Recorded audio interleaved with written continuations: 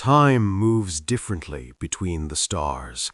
It pools in the gravity wells of ancient suns, stretches thin across the void between galaxies, and sometimes, just sometimes, it seems to pause entirely, as if the universe itself needs a moment to remember what came before. The Krishari understood this better than most. They had been sailing these cosmic currents for 12,000 years, long enough to watch civilizations rise from the primordial soup of their homeworlds and collapse back into atomic dust, long enough to believe they had seen everything the galaxy had to offer. They were wrong. Vashkarian stood at the observation deck of what remained of the eternal vigil, her 6 fingers pressed against the transparent aluminum barrier that separated her from the infinite black. Her reflection stared back, elongated skull, iridescent skin that had once shimmered with the colors of authority, now dulled to the gray of exhaustion. 3 of her 4 eyes were closed, a sign of deep contemplation among her people.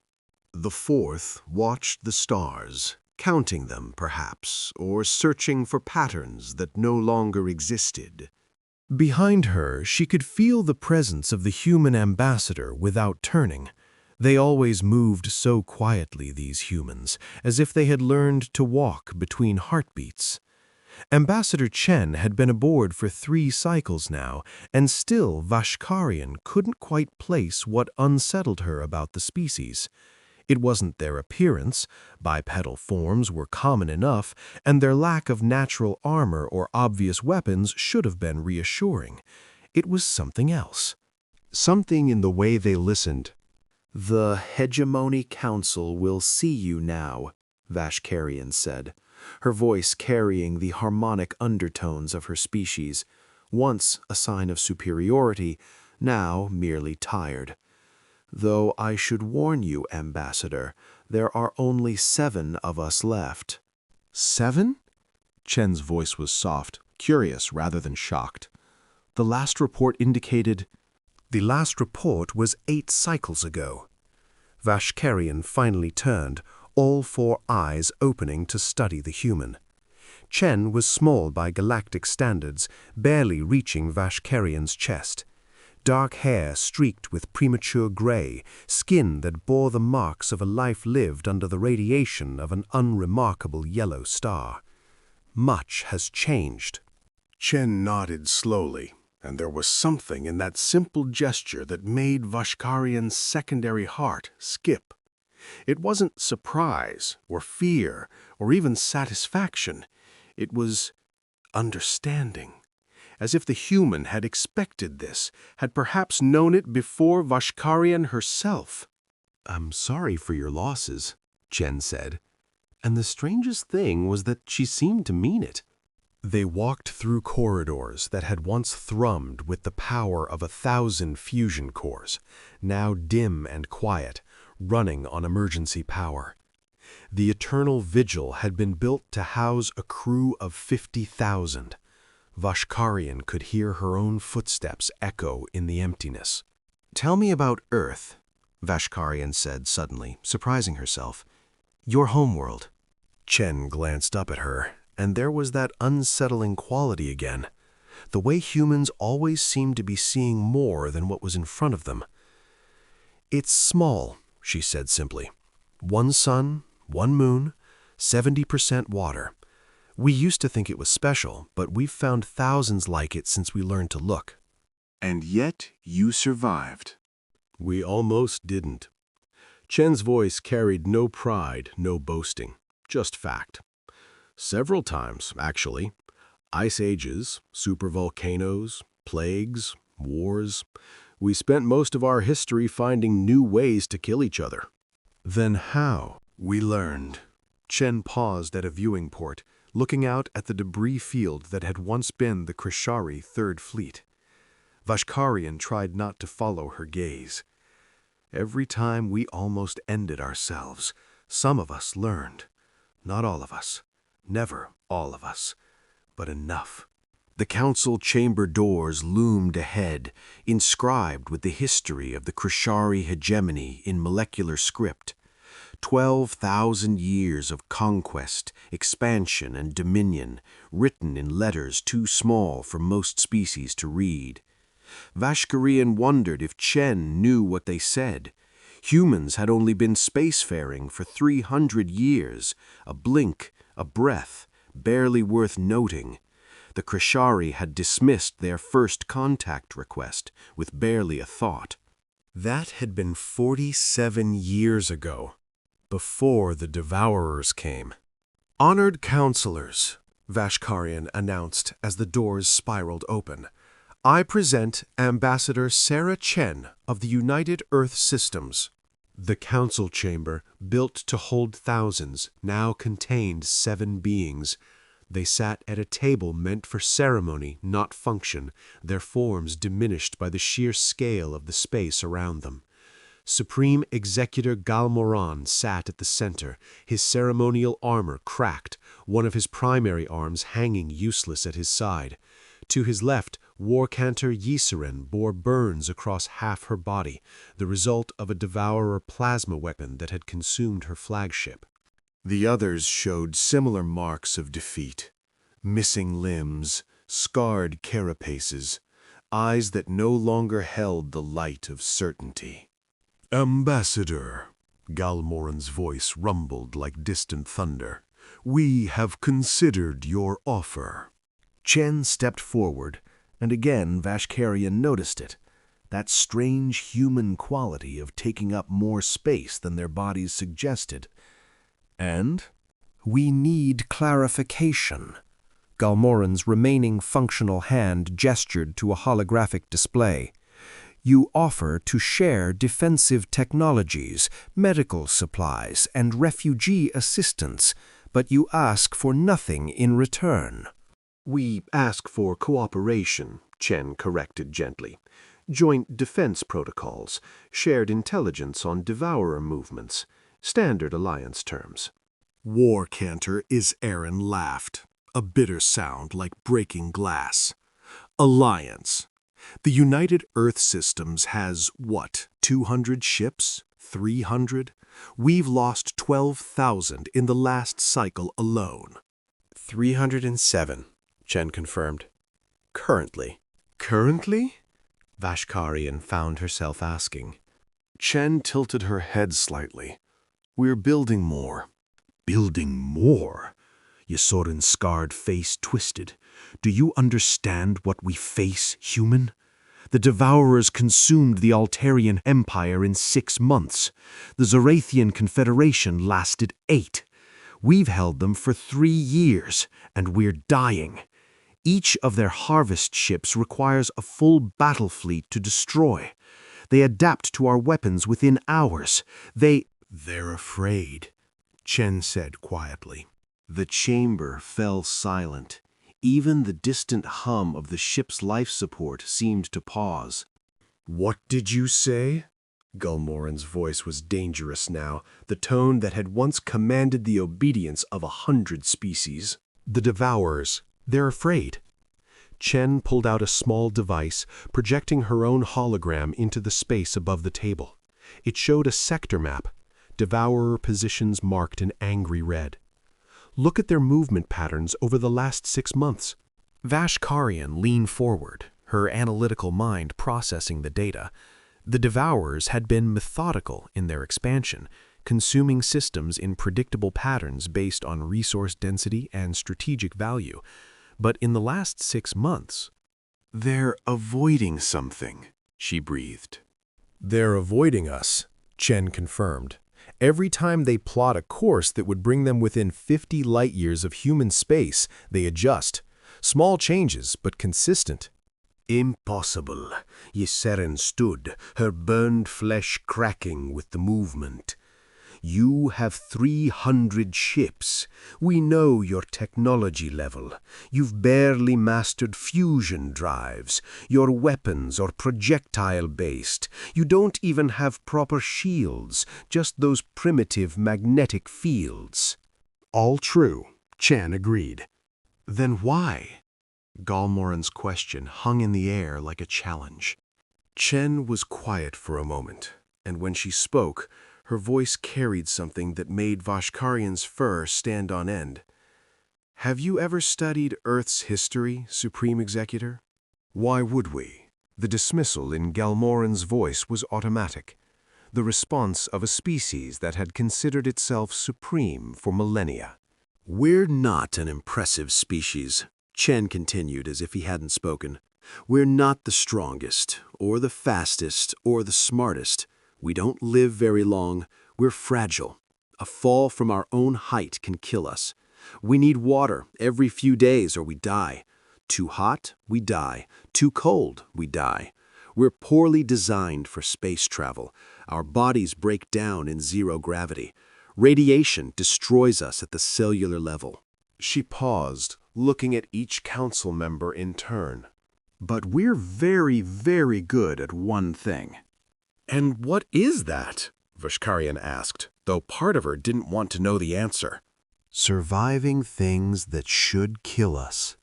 Chen touched her device again, and the hologram changed. Earth appeared, small and blue and fragile-looking. 70,000 years ago, our species was reduced to less than 10,000 individuals by a supervolcanic eruption. We survived. 14,000 years ago, an ice age drove us to the edge of extinction. We survived. 600 years ago, we discovered nuclear weapons and immediately used them on ourselves. We survived.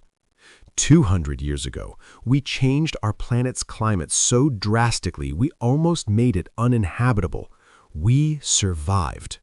The hologram shifted, showing human ships, ungainly things compared to the elegant Krishari vessels, all function and no form. When we reached space, we brought that with us, not our strength, our stubbornness, our absolute irrational refusal to accept defeat. The Devourers recognized it. They've seen it before in other species they've consumed, but never, Chen's lips curved in what might have been a smile, never in a species that had already survived its own worst impulses. "You're saying they fear your irrationality?" Yissarin's tone dripped skepticism. "I'm saying they fear what we become when cornered." Chen's expression didn't change, but something shifted in the room's atmosphere. "And they know something you don't." "Which is?" "We've been cornered since the day we discovered we weren't alone." Vashkarian felt her hearts synchronize in alarm. "You've been preparing for this, for them, since first contact." "Since before first contact," Chen corrected. "We've been preparing for something like the Devourers since we first looked up at the stars and realized how small we were.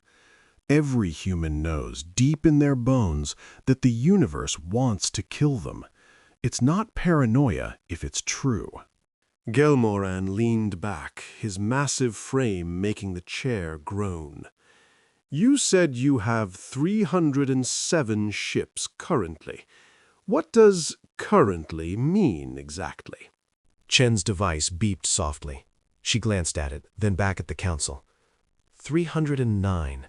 2 more just came online. "You're building ships during this meeting?" "We're always building ships, always training crews, always running scenarios. It's what we do." Chen's voice remained level, conversational. "We call it anxiety, but it's kept us alive." "How many ships could you build?" Vashkarian asked. "If you truly committed to it." Chen considered the question. "All of them?" "I don't understand." "We could build all of them. Every ship, every weapon. We've restructured our entire civilization 3 times in our history when faced with existential threats. We once turned our entire industrial base to war production in less than 2 years. We've never done it with our full planetary system, but..." She shrugged. "The math is simple. Give us a reason, and we'll build until we run out of metal. Then we'll mine more. Then we'll build more." "That's insane," Yissarin protested. "The resource cost alone." We're not a rational species, War Cantor. We're a traumatized one. There's a difference. The silence that followed was heavy with implications.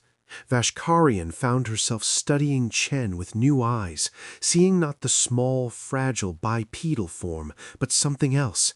Something that had crawled out of gravity wells and radiation fields and its own nuclear fire, scarred and paranoid and absolutely unwilling to stop. "Show them," Vashkarian said suddenly. The council turned to her in surprise. "Show them what you showed me yesterday, the thing you didn't want to reveal unless necessary." Chen met her gaze, and for a moment, Vashkarian saw something flicker behind those brown eyes. Regret, perhaps, or resignation. "Are you sure? They need to see." Chen nodded slowly, then touched her device again. The hologram shifted, showing a star system Vashkarian didn't recognize. It was unremarkable: a red dwarf, some rocky planets, an asteroid belt. This is system HD 164595, approximately 90 light-years from Earth. Uninhabited. No strategic value. The Devourers sent a harvest ship there 8 months ago. The image shifted, showing the massive Devourer vessel, a biomechanical horror the size of a small moon, designed to strip entire worlds of organic material. "We sent one ship to intercept," Chen continued. "The UES Persistence, crew of 200. Ysserin laughed bitterly. One ship against a harvester? They were destroyed in minutes. 17 minutes, Chen corrected. They lasted 17 minutes. The hologram showed the battle, if it could be called that. The human ship, tiny against the massive harvester, darting and weaving, firing projectiles that barely scratched the Devourer's organic armor. Then this happened. Chen's voice had gone very quiet. The human ship suddenly accelerated, driving straight toward the harvester. The council leaned forward, expecting to see it destroyed, but at the last moment it released something, a cloud of objects too small to identify. "What are those?" Gulmoran demanded. "Humans," Chen replied. 198 humans in emergency suits with mining charges. The recording showed the cloud of human figures spreading across the harvester's surface like insects, too small for the massive ship's weapons to target effectively. They attached charges, burrowed into organic armor, and then the harvester's surface began to bubble and burn. Its weapons turned inward, trying to scrape the humans off its own hull. Some were caught, crushed, or burned away, but others kept working, kept planting charges, kept burrowing deeper. "They're inside it," Vashkarian breathed, though she'd seen this before. It still shocked her. The harvester began to convulse, its biological systems fighting an infection it couldn't understand. The humans had turned themselves into an autoimmune disease, using the creature's own organic nature against it. "How many survived?" Gulmoran asked, his voice subdued. 12, Chen said. They held the harvester's neural center for 6 hours, while the Persistence broadcast everything they learned about its biology back to Earth. When the harvester finally killed them, we knew more about Devourer physiology than we'd learned in the previous 5 years. They died for information? They died for advantage. Every human ship now carries what we learned. The Devourers know this. They know we'll do it again, and again, and again, each time learning more, adapting faster. Chen's expression hadn't changed, but there was something terrible in her calm. They know we'll feed ourselves to them until we figure out how to poison them. The chamber fell silent. Vashkarian watched the council process this information, seeing the same realization dawn on each face that had struck her the day before. The humans weren't powerful. They weren't advanced. They were something far more dangerous. They were willing. Your people, Galmoran said slowly, they volunteer for such missions. They compete for them, Chen corrected. We have to turn volunteers away. Why? Ysseren's voice cracked. Why would anyone? Chen was quiet for a long moment. When she spoke, her voice carried the weight of centuries. Because we remember being prey. Every human child grows up knowing that we were once hunted by creatures stronger and faster than us. We survived by being smarter, yes, but mostly by being willing to sacrifice for the group. One human might die so 10 could live. 10 might die so 100 could live. It's written in our genes, deeper than thought. We're a species that survived by teaching our children that sometimes the monster gets you, but if you scream loud enough, others will hear and know to run. She looked at each council member in turn. The Devourers are just another predator, bigger than the ones we faced on Earth, but the principle is the same. They hunt, we adapt.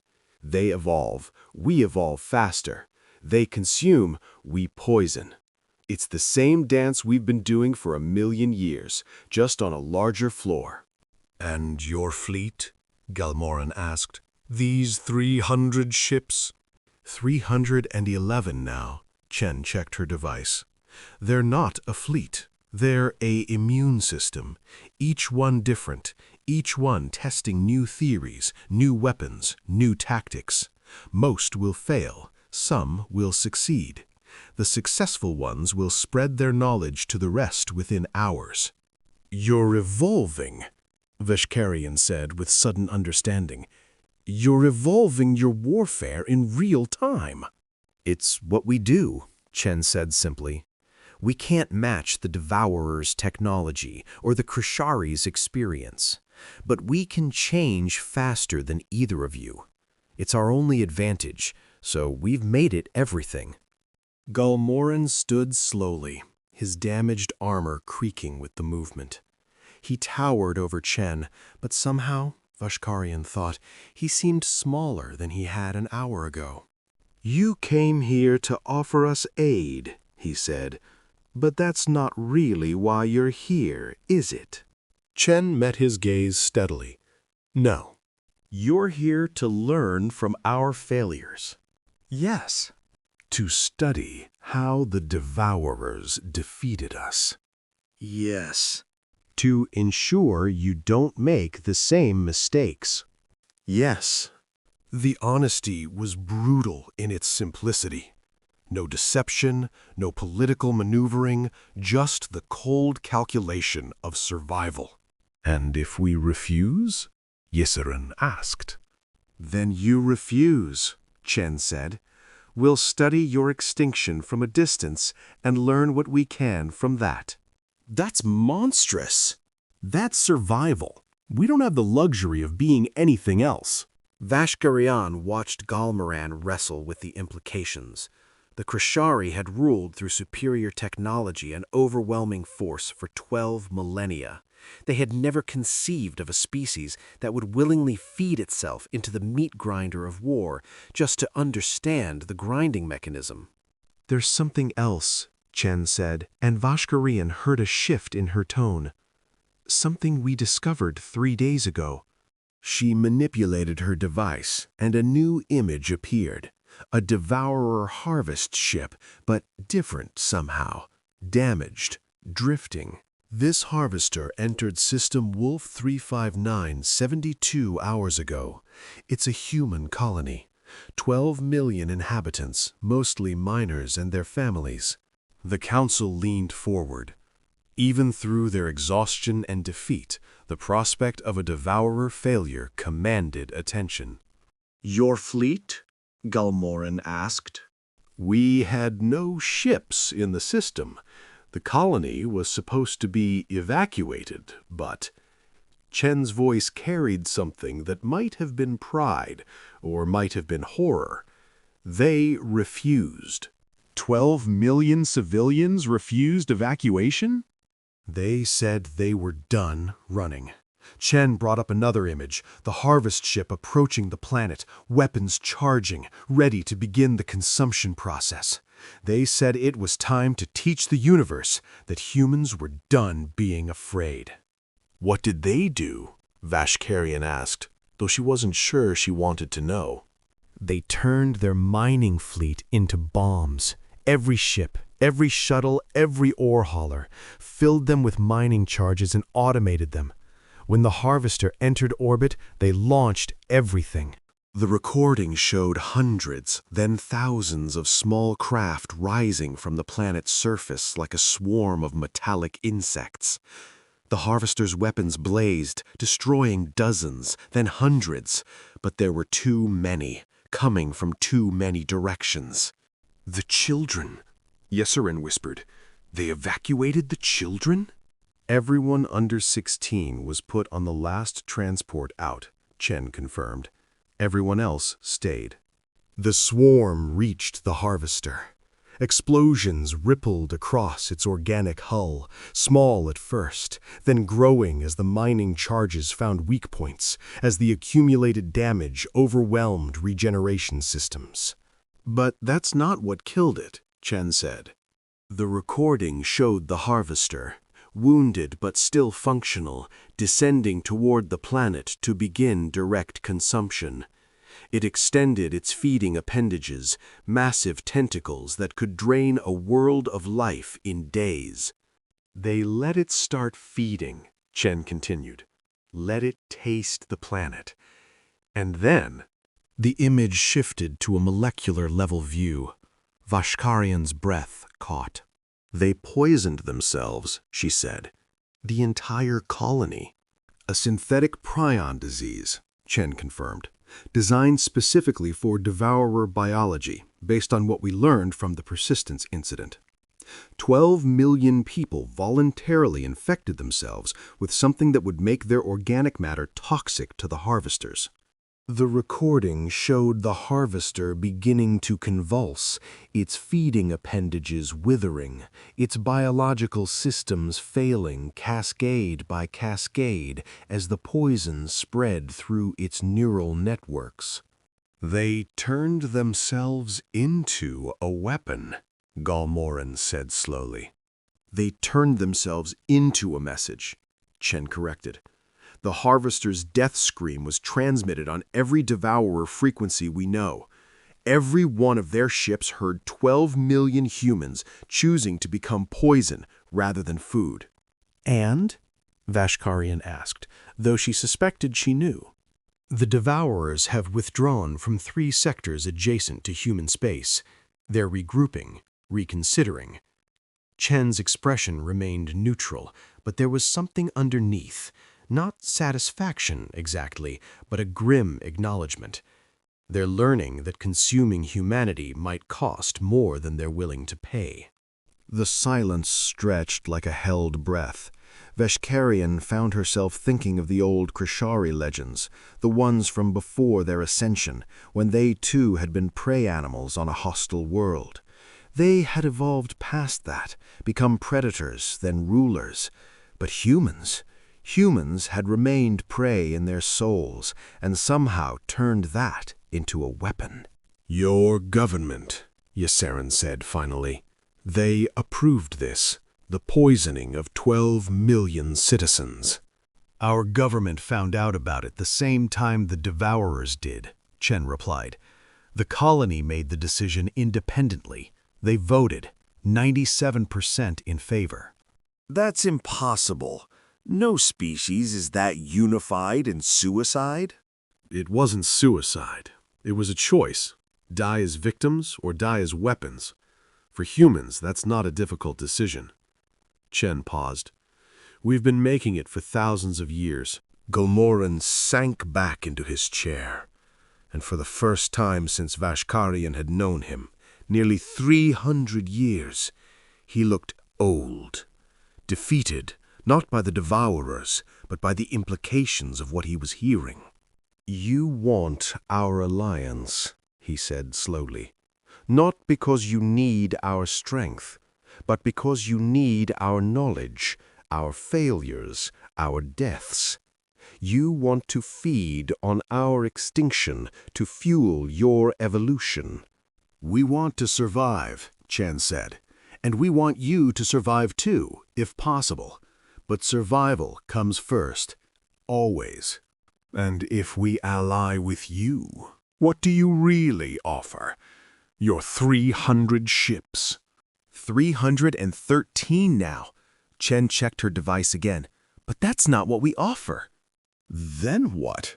Chen was quiet for a moment, and when she spoke, her voice carried something ancient, something that predated space travel and fusion drives and even civilization itself.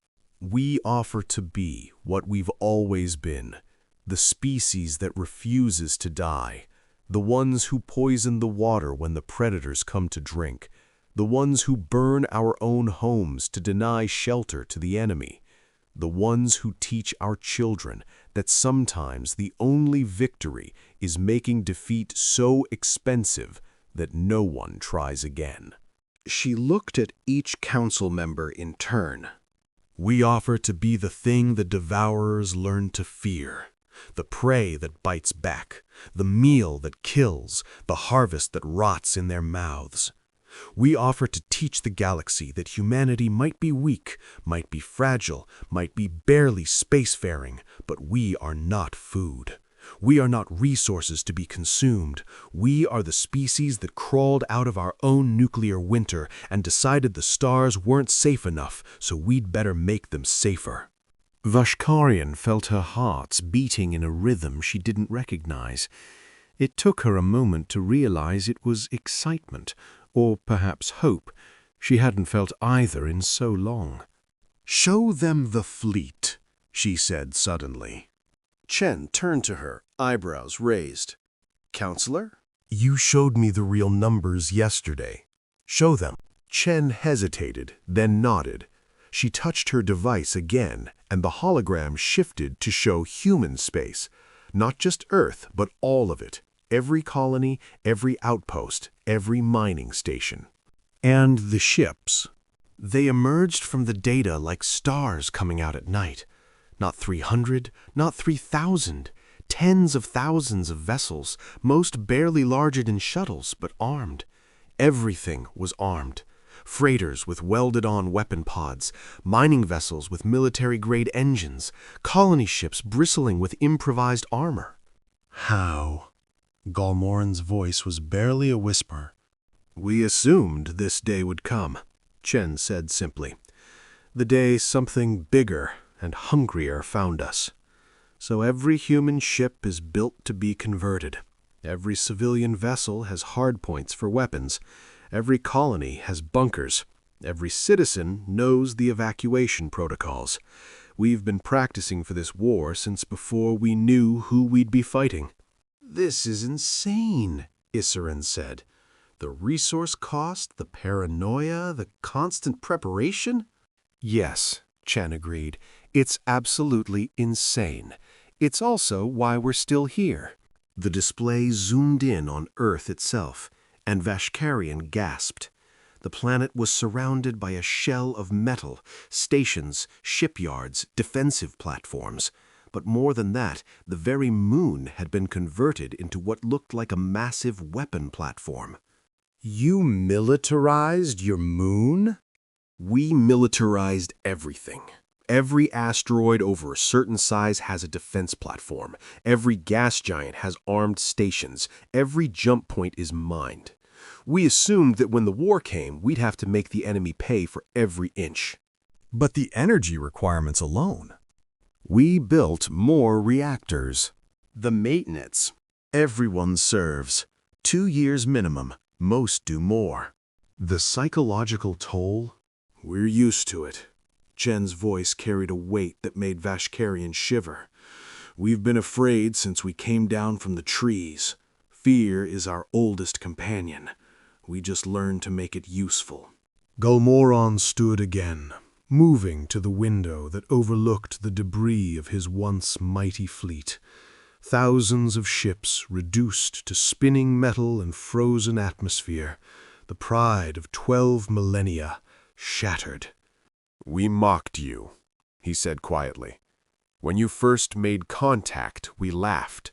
Such a young species, barely out of their system, asking for trade rights and cultural exchange. We sent you away with barely a thought." "We know," Chen said. "We called you primitive, said you'd be extinct within 1,000 years, crushed by the first real threat you encountered. We know. We were fools." "No," Chen said, and there was surprising gentleness in her voice. "You were comfortable. You'd won for so long you forgot what losing felt like. We never had that luxury." Galmoran turned back to face her, and Vashkarian saw something she'd never seen in the Supreme Executor's eyes. Respect, and perhaps fear. "What do you need from us?" "Everything," Chen said immediately. "Every battle record, every tactical analysis, every autopsy of a Devourer drone, every mistake you made, every success you had, every pattern you noticed. We need to compress 12,000 years of military experience into months." "And in exchange?" "We do what humans do. We adapt, we evolve. We become the thing the Devourers can't consume." Chen paused. "And we share everything we learn." "You're asking us to trust you with our legacy, the entire history of our civilization's warfare." "I'm asking you to let us turn your deaths into weapons." The brutal honesty of it hung in the air. No diplomacy, no softening, just the harsh mathematics of survival. Vashkarian found herself speaking before she realized she'd decided to. "I've been studying their neural patterns, Supreme Executor. The humans. They're not like us. When we face death, we process it as failure.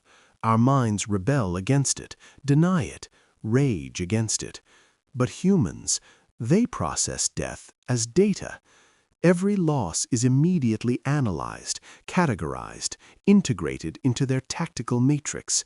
They don't mourn their defeats, they metabolize them."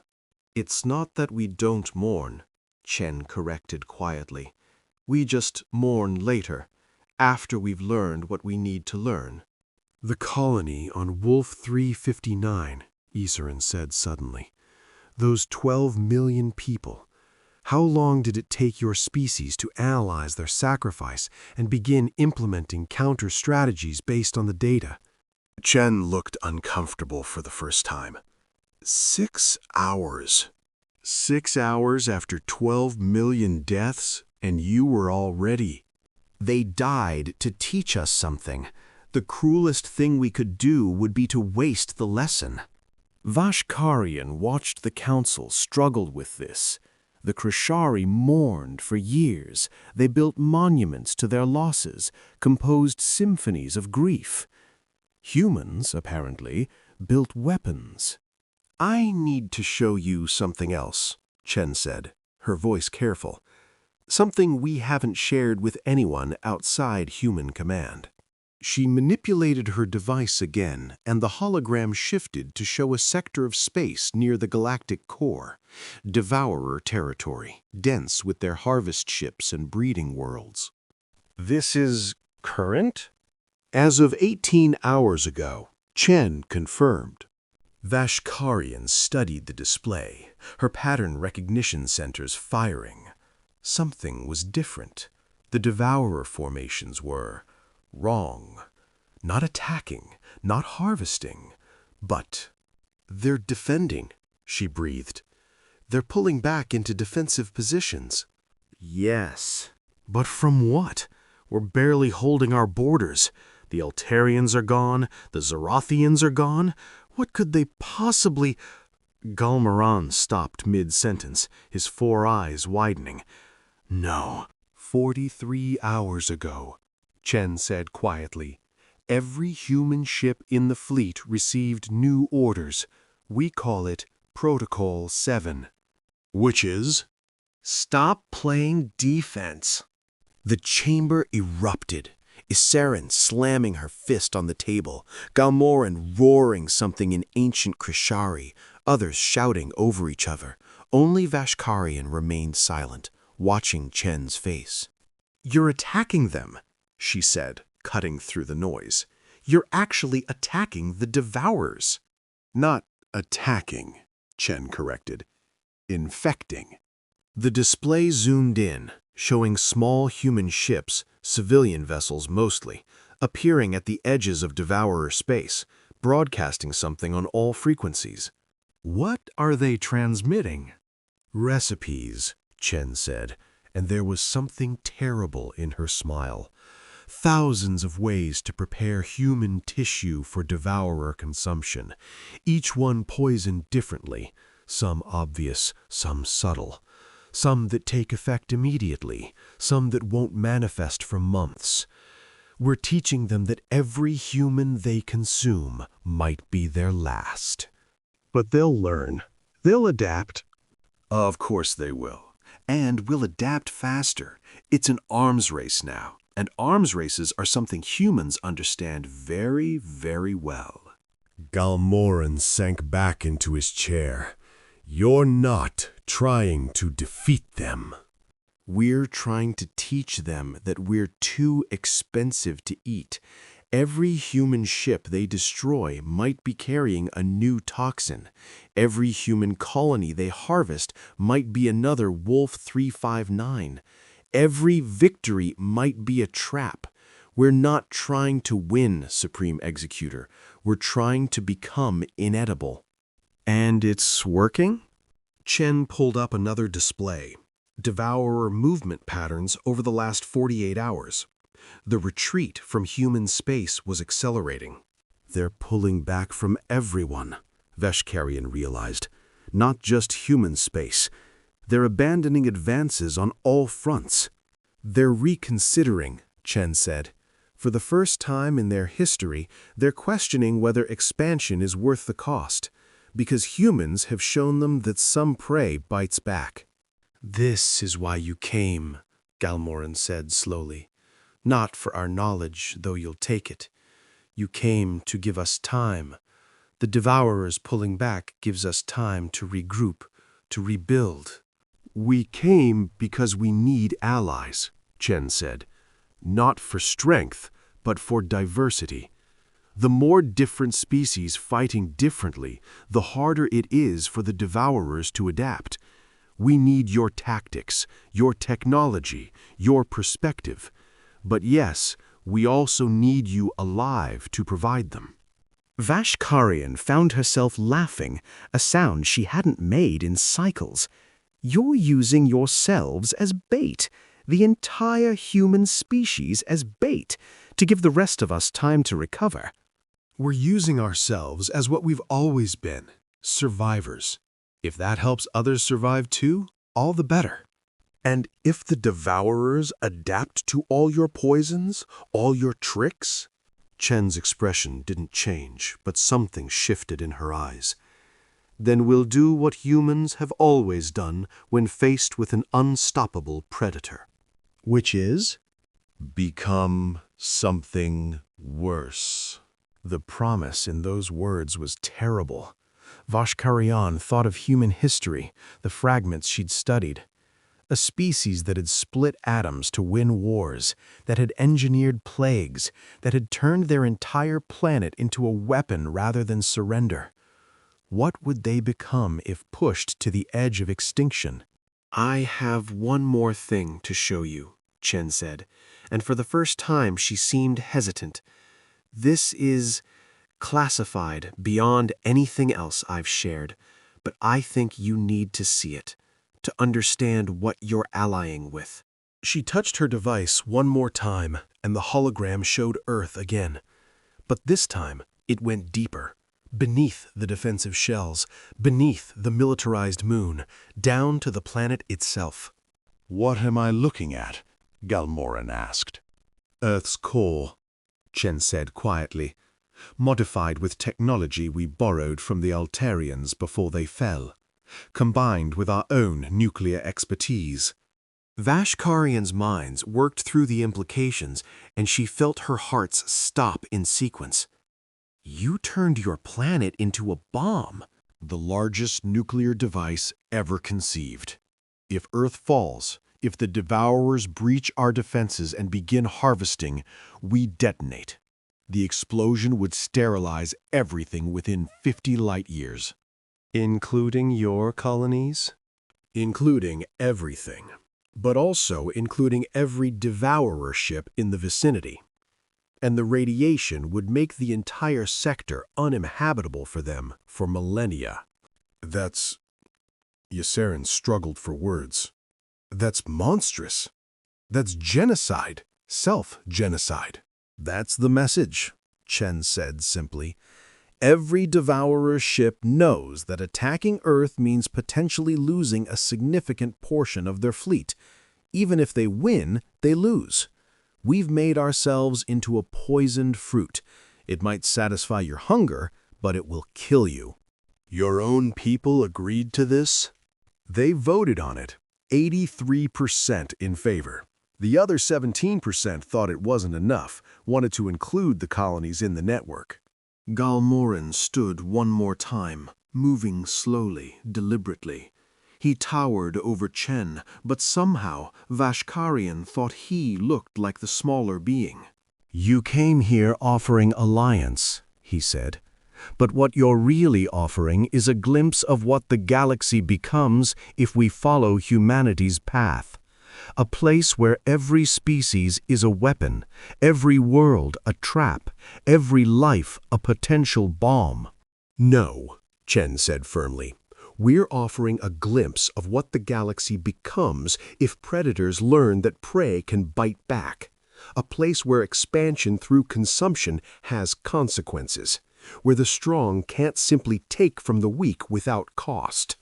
She looked up at the Supreme Executor, and for the first time, Vashkarian saw the full weight of what humanity carried.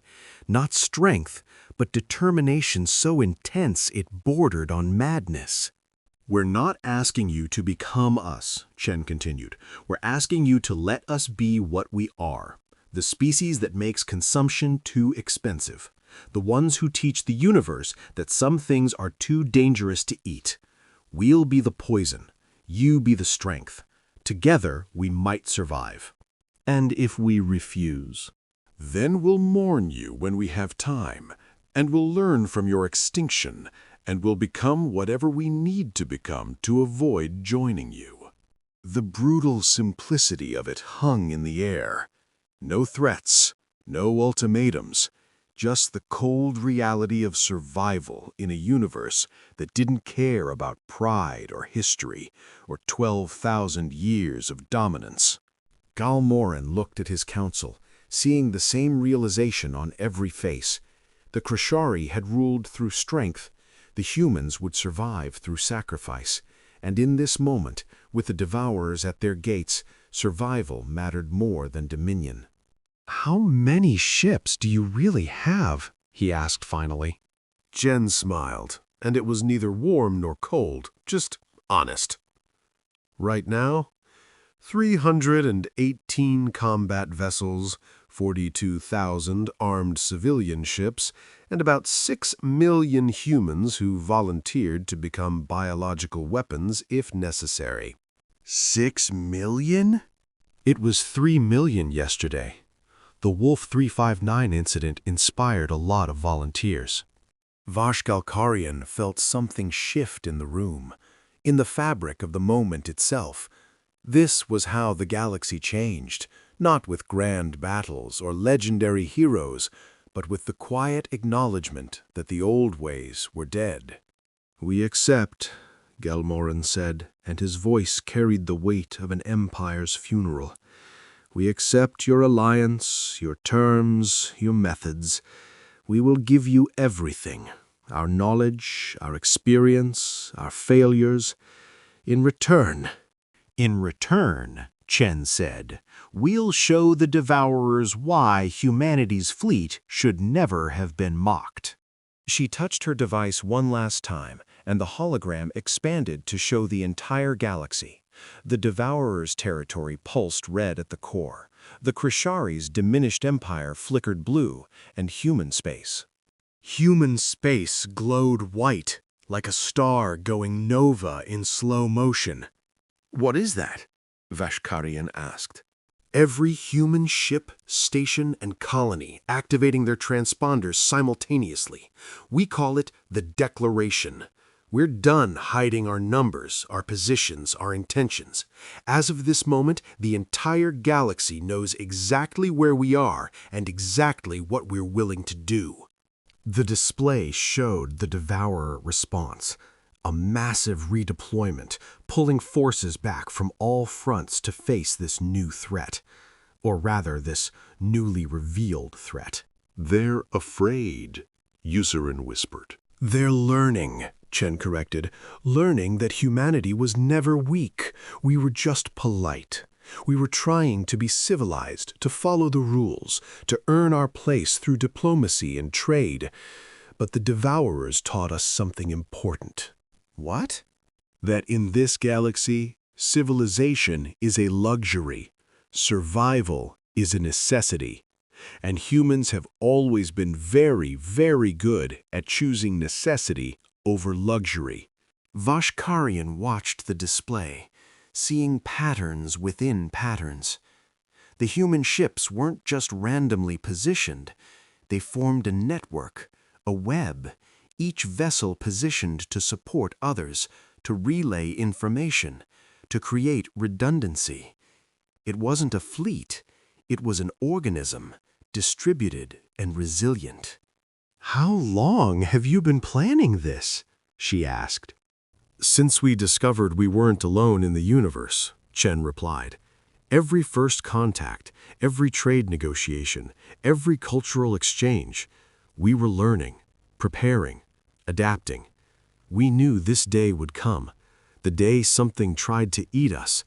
We just didn't know what it would look like." And now? Now we teach the galaxy that humans are not prey. We're not conquerors either. We're something else. Something that crawled out of the gravity well of an insignificant planet and decided that the universe needed to be a little bit safer. Gulmoran moved back to the window, looking out at the debris of his fleet. But this time, Vashkarian thought, he wasn't seeing defeat. He was seeing transformation. "Your people," he said quietly, "they really volunteer to become weapons?" Every day. We have to turn most of them away. We only need so many, and we prefer to keep most of our population as a breeding reserve. "Breeding reserve." Yeserin's voice carried disgust. "You talk about your own people like livestock." "We talk about our people like what they are, resources in a war for survival. Some fight, some build, some breed, some die. Everyone contributes according to their ability and willingness." "And your government manages all this?" "Our government tries to channel it, but mostly humans manage themselves. We've been practicing for apocalypse our entire history. Nuclear war, climate collapse, asteroid impacts, plagues. We've imagined 1,000 ways to die and planned for all of them. The Devourers are just number 1001. A soft chime from Chen's device interrupted them. She glanced at it, and for the first time since she'd arrived, Vashkarian saw genuine surprise on her face. "What is it?" Gulmoran asked. "The Devourers," Chen said slowly. They're requesting communication. Not with the Krishari, with us, with humanity." What do they want? Chen read for a moment, then looked up, and there was something wild in her eyes. "They want to negotiate." The chamber went silent. The Devourers had never negotiated with anyone. They consumed, or they moved on. They didn't talk. "What changed?" Vashkarian asked. Chen manipulated her device, bringing up a new display. It showed the Devourer core worlds, and for the first time, Vashkarian could see their true scale. hundreds of systems, thousands of harvest ships, trillions of drones. An empire built on consumption. But something was wrong. The patterns were off. Ships clustered where they should be spreading. Defensive formations where there should be offensive ones. "They're afraid," Chen said, and there was wonder in her voice. "They're actually afraid. Not of our weapons or our ships, of us, of what we represent." Which is, The end of easy meals, the beginning of consequences. For the first time in their history, they've encountered prey that makes eating more costly than starving. She looked at the council, and Veshkarian saw the moment Chen made a decision that would reshape the galaxy. "I'm going to accept their request for communication, but not alone. The Krishari will stand with us. The galaxy needs to see that humanity doesn't stand alone, and neither does anyone else." You want us to present a united front? I want to show them that the age of easy consumption is over, that every species they try to harvest might have learned from humanity, that the entire galaxy might become poisonous to them if they continue. Galmoran straightened, and for the first time in cycles, Vashkarian saw the leader he had been. Not the defeated commander, but the being who had held an empire together for centuries. "Open the channel," he said. "Let them see that the Krishari and humanity stand together. Let them learn what the galaxy becomes when the prey teaches the predators to fear." Chen nodded and activated her device. The hologram shimmered, and suddenly the chamber was filled with the presence of something vast and alien. The Devourer consciousness manifested not as a single being, but as a collective, thousands of minds speaking as one. "Humans, the voice was like the sound of worlds dying. We would speak." Speak, Chen said simply. You poison yourselves. You destroy yourselves to harm us. This is incomprehensible. "It's called spite," Chen replied. "A very human emotion. We'd rather die hurting you than live feeding you. This serves no evolutionary purpose. It gains you nothing. It gains us dignity. It gains us choice. It gains us the knowledge that we choose our own end, rather than having it chosen for us." The Devourer consciousness pulsed, processing this. "You would see your entire species extinct rather than sustain ours." "We would see both our species extinct rather than become your food, but we'd prefer a third option." Which is? You stop trying to eat us. You stop trying to eat anyone. Find another way to survive that doesn't require the consumption of sapient species. "Impossible. We are what we are. We consume or we die." "Then die," Chen said, and her voice carried the weight of 6 million volunteers. "Because we will not stop. Every human you consume will be poisoned differently. Every ship you destroy will teach us how to destroy 2 of yours. Every world you harvest will cost you more than you gain. We will become the extinction event you cannot adapt to." The Devourer consciousness writhed, and Vashkarian realized she was witnessing something unprecedented, a species that had never known fear learning what it felt like. You would damn the galaxy to this? To endless war? To mutual extinction? We would teach the galaxy that some things are worth dying to prevent, and that humanity is very, very good at making sure those who force us to die regret it. Galmoran stepped forward, adding his voice to the conversation. "The Krishari stand with humanity, as will others. The age of unopposed consumption is over. Adapt or perish. The devourer consciousness pulsed again, and then something unexpected happened. It laughed. A sound like stars collapsing, like hope dying, like the universe itself mocking its own creation. You think you've won, it said. You think you've found the answer, but you've only begun to understand what you've unleashed.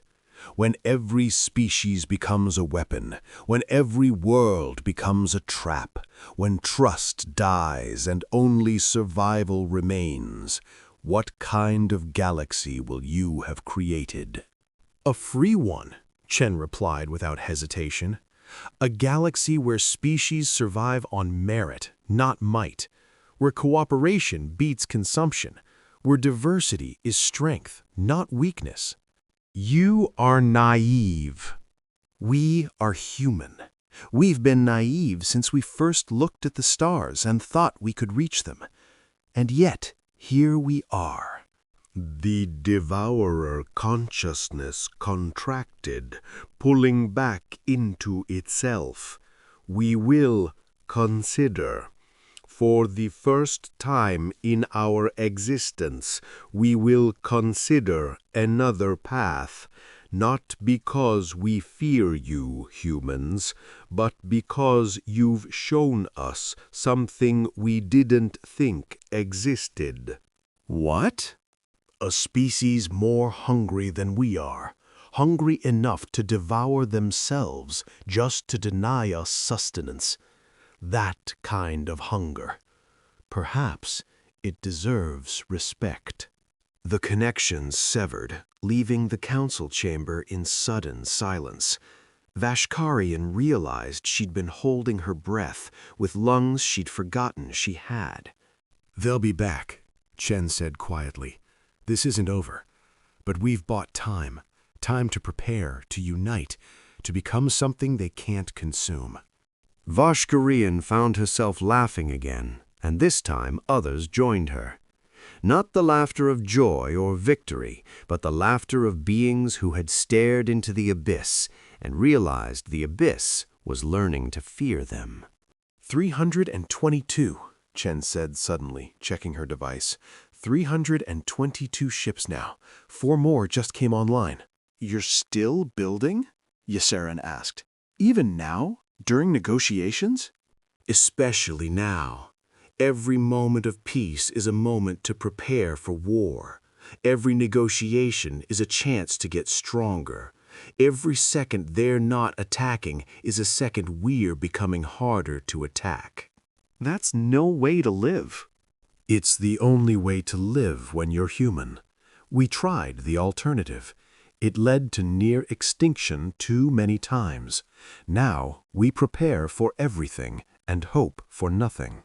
That's the saddest thing I've ever heard, Vashkarian said. No, Chen corrected. The saddest thing would be extinction, because we weren't prepared. Everything else is just the price of continued existence. She stood, and despite her small stature, she seemed to fill the room. The Krishari-Human Alliance begins today. We'll share everything, technology, tactics, intelligence.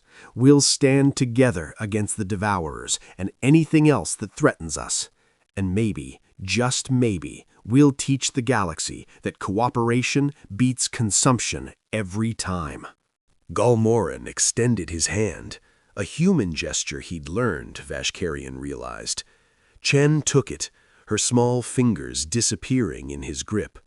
They mocked humanity's fleet, Galmoran said formally, for the record, for history. Today, the galaxy begins to learn the cost of that mockery. The cost, Chen agreed, is everything they thought they knew about power. As they stood there, alien and human, ancient empire and young upstart, Vashkarian understood something fundamental had changed. The galaxy would never be the same. The age of empires built on consumption was ending. The age of survival through cooperation was beginning.